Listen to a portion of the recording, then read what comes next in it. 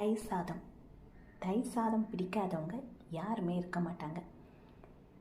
நல்ல குழகைய சாதத்தை வடிச்சிட்டு நல்லா ஆற விட்ட பிறகு அந்த தயிர் சாதத்தை தாளிப்பு கொடுத்து பாலும் தயிரும் கலந்து சாப்பிட்டோன்னா அந்த தயிர் சாதத்துக்கு இணையாக வேறு எதுவுமே கிடையாது. அதுக்கு ஏதோ ஒரு பொரியலோ ஒரு கூட்டோ இருந்தால் போதும். அப்படி நான் சாப்பிட்ட தயிர் சாதம், அந்த தயிர் சாதத்தை விரும்பி விரும்பி தினம் கொடுத்தா கூட சாப்பிடுவேன். ஆனால் என் பொண்ணு ஒரு நாள் அடுப்பே இல்லாத தயிர் சாதம் செய்கிறேன்னு சொல்லிட்டு என்னை தயிர் சாதத்தையே வெறுக்க வச்சுட்டான்னா பாருங்களேன். ஒரு மெலிஸ் அவுள் எடுத்தால் அந்த அவுளில் பால் ஊற்றி தயிர் ஊற்றி உப்பு போட்டு அடுப்பில்லா தயிர் சாதம் கொடுத்தா.